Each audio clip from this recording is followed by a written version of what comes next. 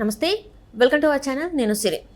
కొడాలి నాని మాజీ పిఏ ఎవరైతే ఉన్నారో అచ్చంటి లక్ష్మోజీ పైన సోమవారం అర్ధరాత్రి అయితే దాడి జరిగింది. ఎవరో గుర్తు తెలియని వ్యక్తులు తనపై దాడి చేశారని చెప్పేసి అయితే మనం చూస్తున్నాం. ఇప్పుడు సోషల్ మీడియాలో వార్త అయితే చెక్కలు కొడుతుంది. తన అంటే హాస్పిటల్లో ఉన్నది అవన్నీ కూడా మనం చూస్తున్నాం. అసలు ఎవరు ఆ దాడిని చేయించారు ఏంటి అనేది మనకు తెలియజేయడానికి, అంటే ఎవరు చేశారు ఏంటి అంటే మనం ఇప్పుడు చూస్తూనే ఉన్నాం, అనేక దాడులు అయితే జరుగుతూనే ఉన్నాయి. సో మరి అదే దాడిలో వాళ్ళ పార్టీ వాళ్ళే చేయించుకున్నారా ఏంటి, మరి వేరే ఎవరైనా చేశారా, ఇది పర్సనల్గా వెళ్ళిన వాళ్ళు చేసినదా ఏంటి అనేది మనకు తెలియజేయడానికి మనతో పాటు ఉన్నారు TDP official spokesperson Suryadevara Latha garu. నమస్కారం మేడం. నమస్తే. మనం ఇప్పుడు చూస్తుంటే గత కొన్ని రోజులుగా చూస్తుంటే ఏపీలో కొన్ని దాడులు జరుగుతున్నాయి, కొంతమంది అయితే చనిపోవడం జరుగుతుంది. ఇప్పుడు కూడా చూస్తుంటే కొడాలి నాని మాజీ పిఏ ఎవరైతే ఉన్నారో అచ్చంట లక్ష్మోజీ గారి పైన కూడా సోమవారం అర్ధరాత్రి దాడులు అయితే జరిగాయి. గుర్తు తెలియని వ్యక్తులు దాడులకు పాల్పడ్డారని చెప్పేసి అయితే మనం చూస్తున్నాం. అసలు ఏం జరిగింది, ఎందుకు ఇలాంటి దాడులు కొనసాగుతున్నాయి? ఇంకా ఇప్పుడు నాని గారు గతంలో చేసిన గుడివాడి మాజీ ఎమ్మెల్యే, మినిస్టర్గా కూడా చేశారు. ఆయన గతంలో చేసిన భూ కబ్జాలే కానివ్వండి, ఆయన చేసిన దందాలే కానివ్వండి, ఆయన సెటిల్మెంట్లే కానివ్వండి, అవన్నీ కూడా అంటే ఈయన ఒక లక్ష్మోజీ గారు పిఏగా ఉండటమే కానివ్వండి, అవన్నీ కూడా ఆయనకి కూడా వర్తిస్తాయి. సో ఎందుకంటే గతంలో చేసినవంటే వీళ్ళు ఎవరితో అయితే కుమ్మక్కై చేశారో, సో ఇప్పుడు సెటిల్మెంట్లు చేసినప్పుడు ఇంకోటి చేసినప్పుడు కొన్ని ప్రాబ్లమ్స్ అంటూ వస్తూనే ఉంటాయి. సో అవకాశం కోసం ఎవరైనా వైసీపీ నాయకులే వాళ్ళ నాయకులే ఉండొచ్చు. సో అవకాశం కోసం ఎదురు చూస్తూ ఉంటారు. సో ఇప్పుడు అవకాశం వచ్చి ఉంటుంది, వాళ్ళు కొట్టుకోవటం. ఇప్పుడు మనము ఉదాహరణ తీసుకుంటే వినుకొండ విషయం తీసుకుంటే అక్కడ ఇద్దరు వ్యక్తులు వైసీపీకి సంబంధించిన వాళ్ళు. సో వాళ్ళు కొట్టుకొని వాళ్ళల్లో ఒక మనిషి చనిపోతే సో దాన్ని దేనికి ఆపాదించారు?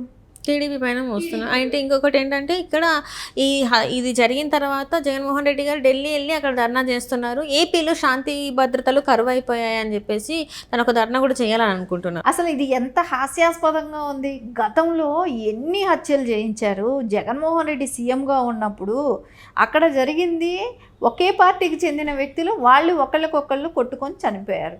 సో వాళ్ళు దాడి చేసుకున్నారు, అది పక్కాగా తెలుస్తుంది.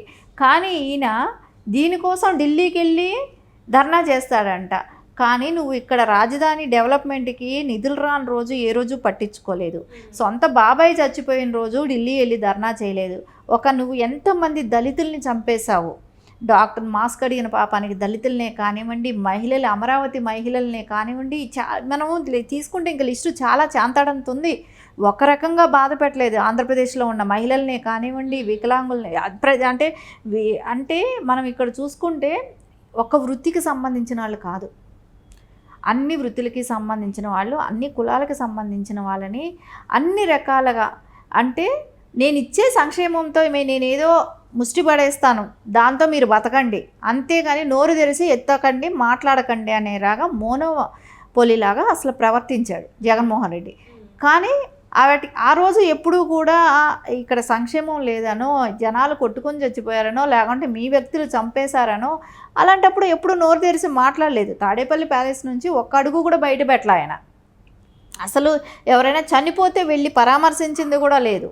సో అలాంటి వ్యక్తి, సొంత బాబాయ్ గురించి చనిపోతే మాట్లాడని వ్యక్తి, ఈరోజు వాళ్ళే కుమ్ములాడుకొని చచ్చిపోతే దాన్ని తెలుగుదేశానికి ఆపాదించి దాని తర్వాత నువ్వు వెళ్ళి ఢిల్లీలో ధర్నా చేస్తానంటావా శాంతి భద్రతల లోపం అని?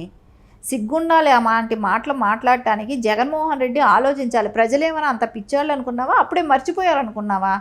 ఇంకా ఇప్పుడు ఇదే 2 నెలలు కాలేదు నీ అధికారం కోల్పోయి. నువ్వు గతంలో ఏం చేసావు అనేది ప్రజలు అంత ఈజీగా మర్చిపోతున్నారా? సో ఇంకా నీ మూలాన బాధపడ్డ వాళ్ళకి ఇంకా కూడా ఉపశమనం కలగలేదు. వాళ్ళు ఇంకా కూడా దానిలో నుంచి నువ్వు పెట్టిన శాడిజం, నువ్వు పెట్టిన నరకం ఏమైనా ఉందో చూసారా, దాని నుంచి ఇంకా వాళ్ళు కోలుకోవటానికి కూడా టైం సరిపోవట్లేదు. సో అలాంటిది నువ్వు ఈరోజు కళ్ళబుల్లి మాటలు, ఇలాంటి మాటలు మాట్లాడితే ఎవరైనా హర్షిస్తారా? సో సొంత చెల్లె చెప్తుంది కదా. సో నువ్వు ఏ రోజు రాష్ట్ర అభివృద్ధి కోసము అలాంటి దానికోసం వెళ్ళి ధర్నా చేయలేదు. అలాంటి వ్యక్తి, నీ పార్టీ వ్యక్తి, నువ్వు కొట్టుకొని చనిపోతే దానికి వెళ్ళి అక్కడ ధర్నా చేస్తావా? నీ పార్టీ వ్యక్తులు చేసుకున్న వాళ్ళు కొట్టుకొని చచ్చిపోయిన దానికి నువ్వు వెళ్ళి ధర్నా చేస్తున్నావు అంటే ఓన్లీ నువ్వు పార్టీకి పనిచేసేవాడివే, నీ కార్యకర్తల కోసం ఉన్నావా? నీ కార్యకర్తలు వాళ్ళ కంట్రోల్ చేసుకోలేకపోయావా? అంతే కదా, వాళ్ళ కార్యకర్తలను ఆయన హ్యాండ్ఓవర్లో ఉంటారు, వాళ్ళని ఆయన కంట్రోల్ చేసుకోలేకపోతున్నాడా? అలాంటి వాడి నువ్వు రాష్ట్రాన్ని ఏం చేస్తావు? ప్రజల గురించి ఏం చేస్తావు? ప్రజల్ని ఏమైనా పట్టించుకుంటాగలుగుతావా? ఆయన కార్యకర్తలను ఆయన కంట్రోల్ చేసుకోలేకపోయాడు అనేది కనపడుతుంది మనకి ఇక్కడ. ఖచ్చితంగా దానిలోనే వైఫల్యం కనపడుతుంది. సో దానికోసం వెళ్ళి ఢిల్లీలో నేను పోరాడతాను అని అనటానికి ఆయన ఒక రాజకీయ నాయకుడిగా మాట్లాడుతున్నాడా? అంటే నేను ప్రజాసేవకో ఒక ఏపీ ప్రజలకు ఒక భరోసా కలిగిన నాయకుడిగాను అలాంటి ఆలోచన ఆయనకి ఏమైనా కనపడుతుందా? ప్రజలకు ఏమైనా అనిపిస్తుందా? సో ఆయన ఆలోచన విధానం చూస్తుంటే అందరికీ కూడా సో ఆయన థింకింగ్ ఏంటి, ఆయన ఆలోచన విధానం ఏంటి అనేది ఖచ్చితంగా అందరికీ డౌట్ అనేది వస్తుంది కదా. ఏ రకంగాను ఆయన మాట్లాడింది ఖచ్చితంగా షర్మిల గారు మాట్లాడిన విషయం దీనిలో ఖచ్చితంగా కరెక్ట్. సో ఇలాంటివే ప్రతి చోట కూడా జరుగుతున్నాయి. ఇప్పుడు మనం చూస్తుంటే ఇది ఏదైతే జరిగిందో ఏలూరు దగ్గర గుడివాడలో అదంతా కూడా ఖచ్చితంగా సేమ్ అలాంటి ఇన్సిడెంట్లే ఇప్పుడు ప్రతి చోట ఇలాంటివి జరుగుతూనే ఉన్నాయి. అంటే ఇక్కడ కూడా వైసీపీ నేతలే ఈ దాడులకి పాల్పడ్డారంటారా? ఇప్పుడు ఎవరైతే లక్ష్మోజీ ఉన్నాడో అతని పైన కూడా వైసీపీ నేతలే చేశారంటారా? మరి ఖచ్చితంగా ఇక్కడ ఏంటో తెలుసా, జగన్మోహన్ రెడ్డి ప్రేరేపరిస్తున్నాడు. మీరు కొట్టుకున్నా ఎవరు ఎక్కడ వాళ్ళల్లో వాళ్ళకి తగాదాలు వచ్చినా దాన్ని తెలుగుదేశం మీద నెట్టేద్దాం, సో ప్రజలకు ఆ రకంగా మనం పోర్ట్రేట్ చేయాలనే ఒక ఆలోచనలో వచ్చేసాడు. ఇప్పుడు ఎక్కడ వాళ్ళకి ఉన్న సెటిల్మెంట్లలో వచ్చిన గొడవలే కానివ్వండి, గతంలో చేసిన దందాలు కానివ్వండి, ఇవన్నీ కూడా వాళ్ళకు వచ్చిన గొడవలన్నింటినీ కూడా తెలుగుదేశంకి ఆపాదించాలనే ప్రయత్నం చేస్తున్నాడు. తెలుగుదేశం కేడర్ మీద అన్యాయంగా నెట్టడానికి చేస్తున్న ప్రయత్నాలే కనపడుతున్నాయి. సో దానికి నేను వెళ్ళి ఢిల్లీలో ధర్నా చేస్తానని చెప్పి మాట్లాడుతున్నాడు అని అంటేనే తెలుస్తుంది మనకి ఎలాంటి కుట్ర ఆలోచన విధానాన్ని స్టార్ట్ చేస్తున్నాడు, ఆయన స్ట్రాటజీ ఏంటి, ఆయన ఎలాంటి ఆలోచనలతో ముందుకెళ్తున్నాడు అనేది మనకి ఇక్కడ స్పష్టంగా కనపడుతుంది. ఇప్పటివరకు చూసుకుంటుంటే ఇప్పుడు ఈ రషీద్దే కావచ్చు ఇంకేదైనా కావచ్చు, ఢిల్లీ వెళ్ళి ధర్నా చేసే అంత ఏం జరిగింది? ఆయన ఏం రాజకీయ నాయకుడు కాదు కదా, లేకపోతే ప్రజలకు ఏదో సేవ చేసిన నాయకుడు కాదు, లేకపోతే ఇంకేదో సమాజానికి ఏదో మంచి చేసిన అతను కాదు. ఎందుకు రషీద్ మీద ఇంత ప్రేమ? ఢిల్లీకి వెళ్ళి ధర్నా చేయాల్సిన ప్రేమ ఎందుకు వచ్చింది? అండ్ ఇక్కడ రాష్ట్రంలో అనేక సమస్యలు ఉన్నాయి. అప్పుడే 5 ఏళ్ల క్రితం మరి ఎందుకు ధర్నా చేయలేదు? నిధుల కోసమే కావచ్చు, లేకపోతే నిజంగానే వైఎస్ షర్మిల గారు కూడా కొన్ని అన్నారు. మరి బాబాయ్ చనిపోయినప్పుడు అంటే వివేకానంద రెడ్డి గారిని చంపిన వాళ్ళనేమో పక్కనే పెట్టుకొని నడుస్తున్నావు, వాళ్ళ మీద ఎట్లాంటి యాక్షన్ తీసుకోలేదు, మరి అప్పుడు ఎందుకు ఢిల్లీకి వెళ్ళి అక్కడ ధర్నా చేయలేదు, ఏంది అసలు అని చెప్పేసి ఆమె ప్రశ్నిస్తుంది. మరి మీరు ఒక్కటే ఇక్కడ ఆలోచించాలి, రషీద్ మీద ఎందుకు ప్రేమ వస్తుంది చెప్పండి? సొంత తల్లిని పక్కన పెట్టేశాడు, చెల్లిని పక్కన పెట్టేశాడు, బాబాయ్ చంపిన వాళ్ళని పక్కన పెట్టుకొని తిరుగుతున్నాడు, బాబాయ్ని చంపిన వాళ్ళని సేవ్ చేస్తున్నాడు.